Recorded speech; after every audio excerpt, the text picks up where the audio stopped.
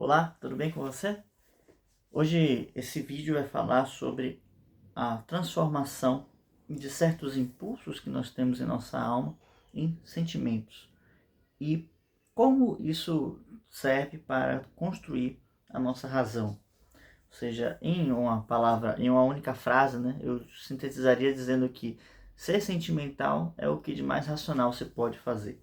Vamos explorar um pouco essa ideia e ver como isso se relaciona com a escrita criativa e com nosso processo de desenvolvimento pessoal, né? Aqui no canal a gente já está habituado a falar sobre isso, né? Então, em todo momento eu estou trazendo essas conexões da escrita criativa, do processo criativo com o, a autoformação, com o desenvolvimento dos próprios valores, das próprias virtudes, porque, em última instância, né, no fundo das questões, essas coisas, esse desenvolvimento é o que dá sentido, né, às nossas atividades e aquilo que a gente desenvolve enquanto artistas, enquanto escritores, enquanto filósofos, né? Basicamente é sobre o que nós tratamos aqui no canal. Então, essa reflexão de ser sentimental é o que de mais racional nós podemos fazer. Ela veio durante o momento em que eu ministrava uma formação presencial, né, de escrita poética, onde, com base em vários livros que já tinha lido, né, dentre eles aquele Música, Inteligência e Personalidade, onde o doutor Ming ele vai desenvolver uma explicação acerca do funcionamento do cérebro, da sua estrutura, e como o desenvolvimento das artes ele fortalece certos elementos, né? E o funcionamento do cérebro como um todo, tornando ele mais eficiente e mais capaz de realizar as suas atividades, né?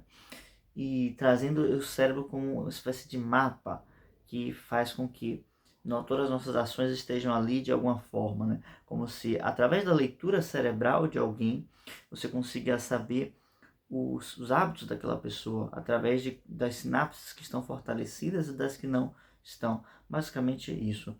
Mas o que ele traz de reflexão mais importante ali e que é útil para nós é que o cérebro só funciona de forma bem funcionada, para assim dizer, né? De forma perfeita, de forma integral, quando você consegue desenvolver bem separadamente cada uma das partes dele. Ou seja, o cérebro é dividido mais ou menos em três partes, né?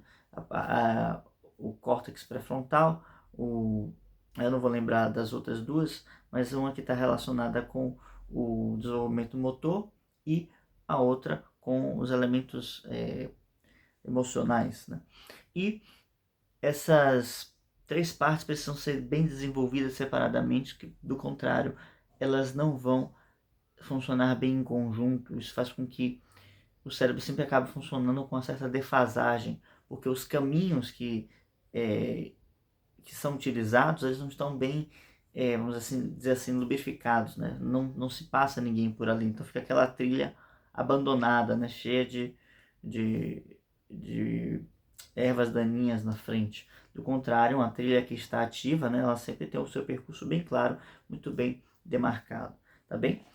Então, disso, né, de mais algumas outras coisas, me veio a clareza de que a gente precisa desenvolver um aspecto sentimental bem educado, ou, nos dizeres de Julia Marias, aqui nesse Educação Sentimental, ele fala que nós temos que ter uma educação da espontaneidade, ou seja, a nossa espontaneidade, aquilo para o qual se volta a nossa atenção de forma sem esforço, né?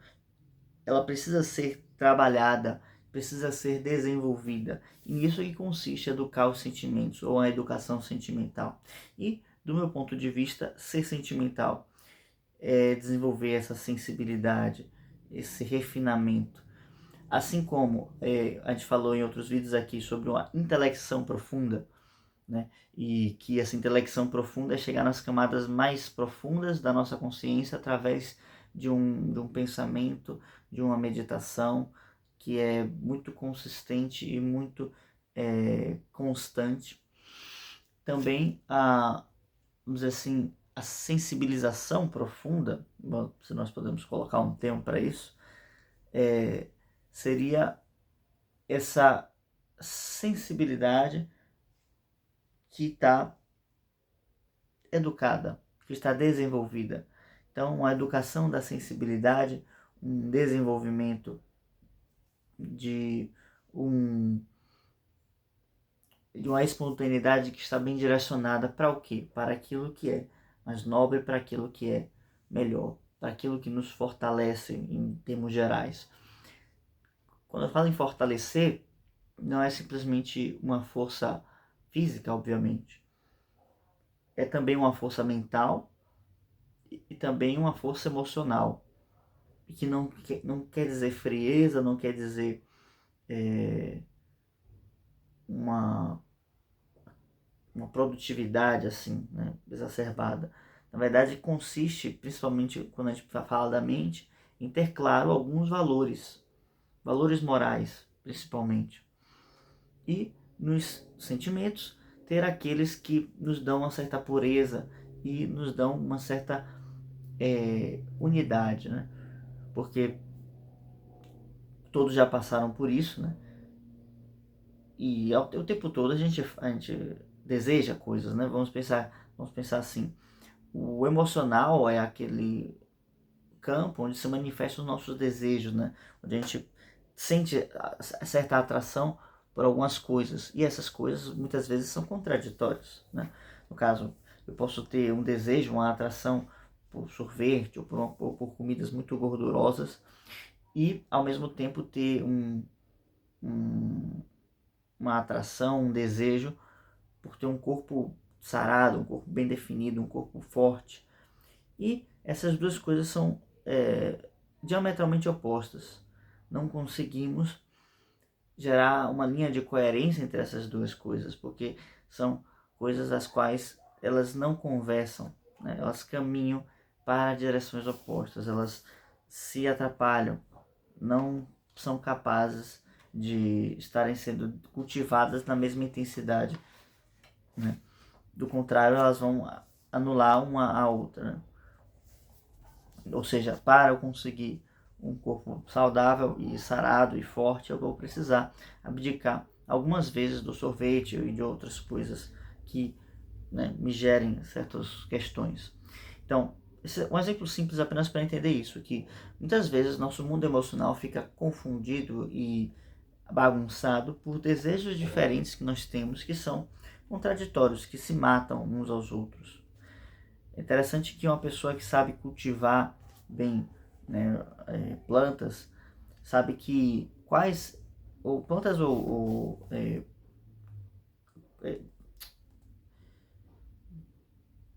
plantações para consumo, né?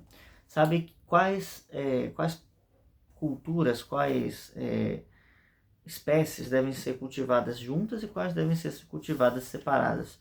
Do contrário, pode acontecer um certo conflito, né, nesse ambiente que está sendo criado, né? Ao contrário das plantas, o ser humano, ele sabe, ou se não sabe, ele pode aprender a conviver com o que é diferente. E nesse processo de aprender a conviver com o que é diferente, há que também aprender a lidar com essas emoções contraditórias, né? E como é que a gente faz isso? Elencando ou organizando ela sobre um aspecto, uma escala de valores, tá? É uma ordem de valores, né, que vão se organizando e dão uma forma à nossa consciência, dão uma unidade à nossa consciência, certo? Então, essa ordem de valores, essa ordem de qualidade, né, buscando os mais essenciais primeiro, faz parte de todo o processo de educação. E quando a gente fala de educação sentimental, não seria diferente, né? Então, o que geraria isso? Quais as consequências de uma educação sentimental bem colocada? Eu penso que na nossa força mental e de decisão, ela é muito fraca frente a certas coisas, frente a certos objetivos que nós temos na vida. E nós devemos desenvolver ela ao longo do tempo para que a gente possa manter, né, o olhar ou a direção fixa em um projeto, em uma transformação de médio e de longo prazo. Então, quando nós temos uma decisão que se prolonga por longos períodos, nós nos cansamos de fazer as mesmas coisas diariamente. Principalmente se essas coisas que fazemos pelos mesmos períodos, por longos períodos, melhor dizendo, nos exige sempre. Então, a gente tem lá um objetivo a ser alcançado, nós queremos nos direcionar a certa coisa. Vamos pensar que um objetivo muito comum aqui do canal seria o ler certos livros, né, como os livros de filósofos, Platão, Aristóteles, Plotino, Schiller, e ter acesso a esses livros, não só ter acesso, mas também ler e manter essa leitura que vai sendo cada vez mais se mostrando mais exigente. Então, essa exigência que esses livros vão nos fazer, ela vai sendo gradativa e ela pode até aumentar com o tempo, mas no processo a gente vai também melhorando, né? Mas até chegar nessa melhora, ou seja, até isso se tornar algo mais fácil para nós, a gente precisa aguentar um certo tempo, né?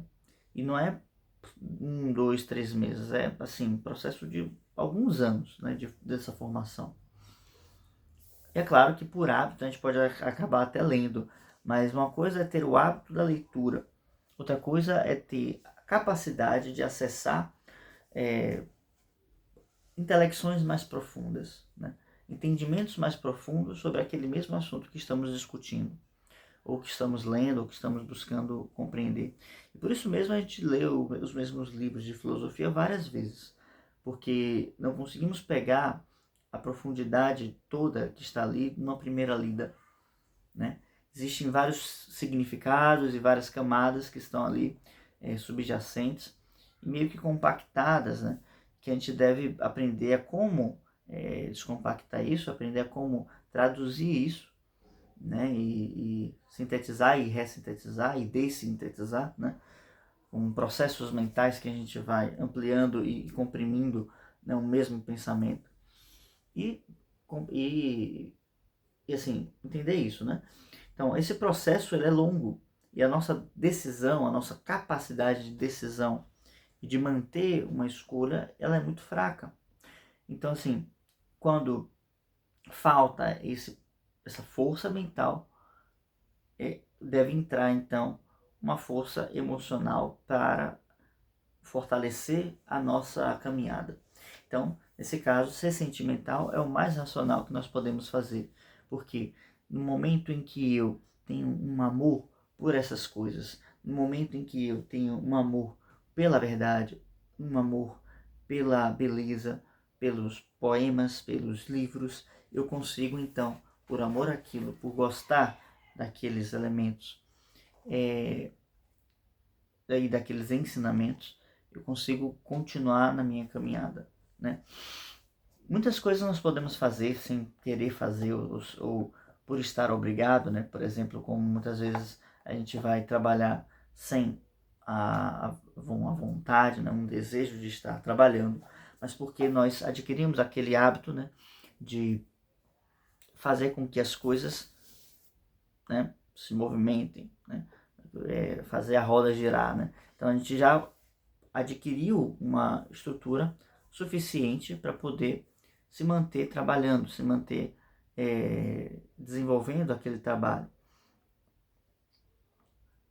Mas isso atinge muito um aspecto mais animal nosso, né? Eu vou ter que trabalhar, porque senão eu não vou ter o meu salário, e se eu não tiver meu salário eu não tenho como comprar comida, eu não tenho como sustentar minha casa, eu não tenho como, enfim. O instinto de preservação ele é ativado nesses processos.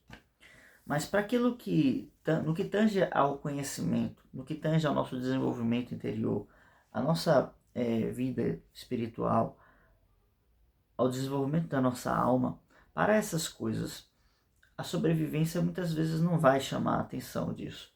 Embora, talvez, conhecer esses assuntos, nos debruçarmos sobre esses assuntos, seja o que mais vai fazer com que nós possamos crescer e ter até uma sobrevivência melhor, porque vamos nos desidentificar com certas coisas. Vamos olhar para certos problemas que temos na vida e perceber que não são tão problemas assim, né? Uma noção, um olhar meio estoico da vida e perceber que, na verdade, a gente apenas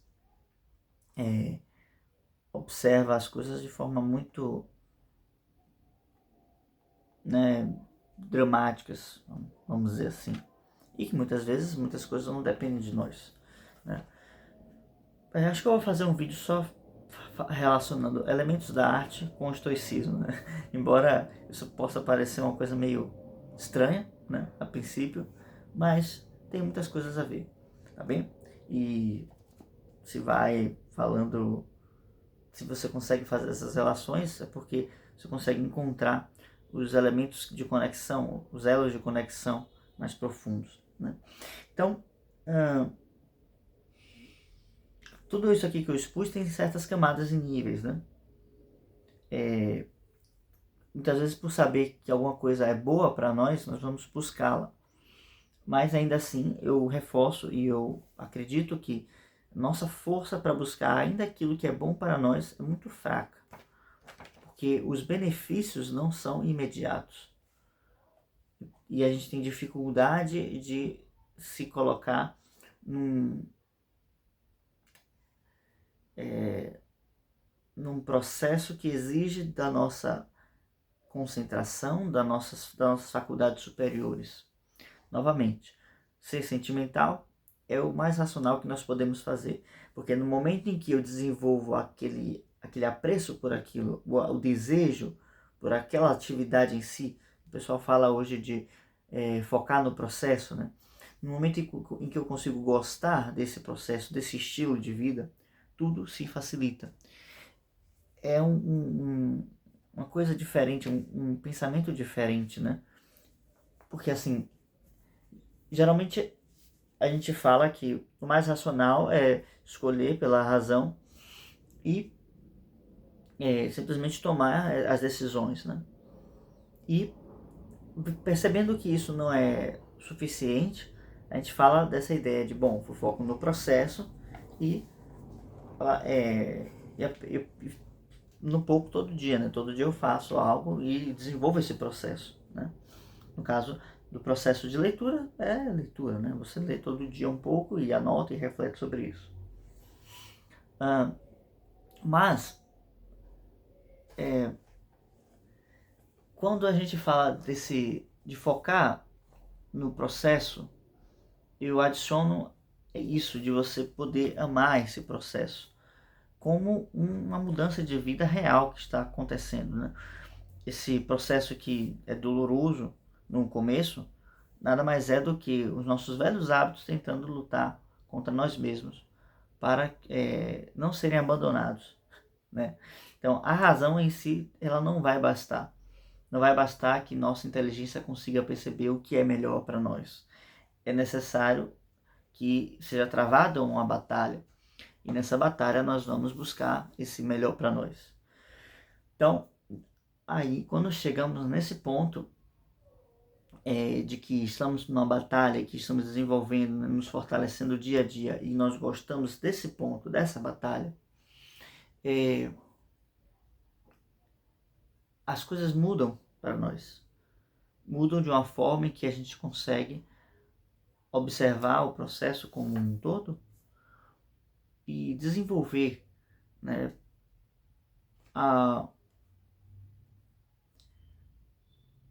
uma identidade nova, assim. Uma identidade que não se identifique exatamente com certas ações específicas, mas sim com valores que nós estamos construindo. E ainda que eu não tenha esses valores, eu tenho algum apreço por eles, eu tenho algum interesse por eles. E aí então, tendo esse interesse, eu consigo desenvolver no meu dia a dia uma postura que persiga esses valores. E por consequência, eu vou acabar amando eles. Porque no momento em que eu me coloco para ir atrás de algo que me falta, é porque eu estou desenvolvendo esse amor, esse sentimento por aquelas questões, por aquelas ideias, né? Então, precisamos aprender a gostar daquilo que é bom para nós. E aprender a gostar daquilo que é bom para nós significa amar isso, o que significa buscar isso. Então, acontece que a afetividade que nós temos pelas coisas deve se transformar em amor. E amor, como em seu significado mais profundo, ele precisa se direcionar às coisas elevadas. Quando Platão ele fala do amor, ele fala dessa busca de completude, né? E ele vai desenvolvendo essa ideia, colocando coisas que não, não podemos nos completar de forma nenhuma no mundo material, né? E que para que a gente consiga essa completude, a gente precisa se voltar para as coisas mais elevadas. E por isso, por conta não dessa decisão, mas dessa definição ou dessa conclusão, Platão coloca o amor como esse elemento que a gente conhece como Cupido, né, que tem asas, não porque tem aquela flecha, né, mas porque tem asas, né, e tem asas, logo é capaz de voar, possui voo, e ele fala que a nossa alma perdeu essas asas. E o amor, ele restaura essas asas em nós para buscarmos aquilo que vai nos completar novamente. Tá bem? Então, se tornar uma pessoa sentimental, né? Ser sentimental é o mais racional que se pode fazer, porque quando, através da razão, eu consigo perceber, ou seja, pesar, né? Ratio, medir, né? Ratio, ou razão vem de ratio, que é medida, ou né? Essa balança, esse peso, né? Peso como balança de 2 pratos, onde eu vou medindo cada coisa, eu tenho, então, a percepção daquilo que eu sou hoje, daquilo que eu posso ser e do que eu preciso fazer para chegar a ser aquilo que eu posso ser. Eu vou percebendo minhas possibilidades, que eu vou inferindo a partir do momento que eu vou vendo as minhas capacidades atuais, né? Então eu chego nessa conclusão de que somente através do amor eu posso resgatar as minhas asas e voltar a ter contato com os elementos superiores, né? Que podemos chamar de Deus, podemos chamar de ideias, de formas, de mundo espiritual, enfim, de mundo das ideias, como quiser, tá bem?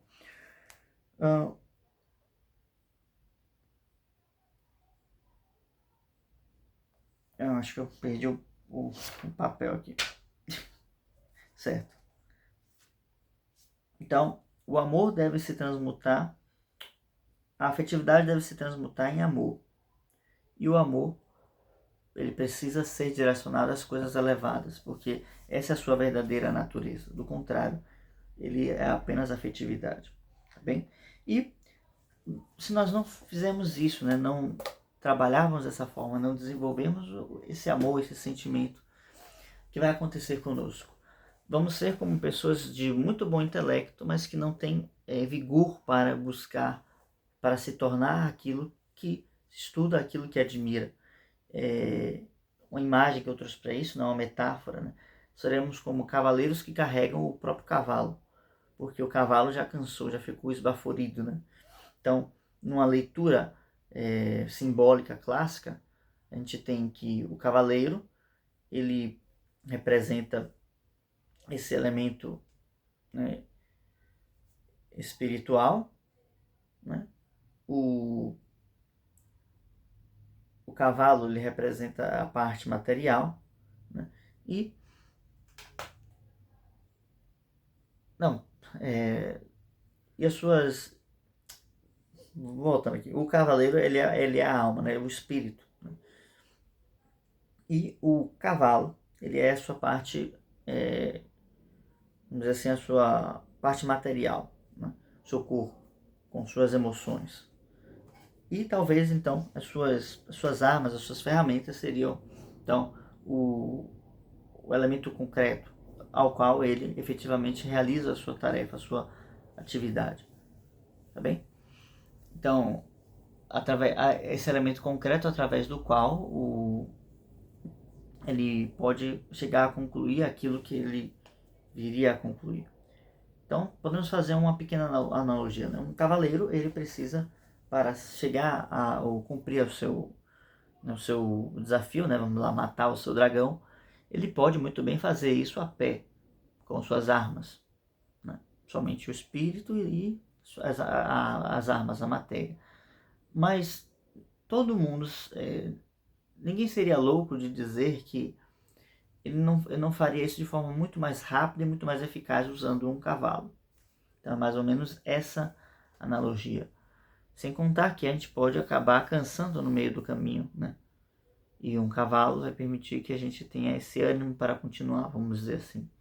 Basicamente essa analogia que eu usei para explicar essa ideia e a qual nós devemos ter como isso em mente, né? Que já essas simbologias, né, medievais e outras também trabalhavam dessa forma, né, buscando demonstrar como que o nosso nós podemos nos direcionar às coisas superiores através de uma formação, de um desenvolvimento coerente, correto, direcionado às coisas elevadas, tá bem? Existem outras coisas que eu poderia falar, outros elementos que eu poderia adentrar, mas eu acho que basta por hoje. Vamos ficando por aqui. Caso você tenha chegado até aqui, por favor, deixa o like, se inscreva no canal. E eu vou deixar aqui na descrição um link para fazermos o nosso clube do livro. Tá? Eu estou juntando algumas pessoas para a gente fazer um clube do livro. Vai ser um preço bem acessível.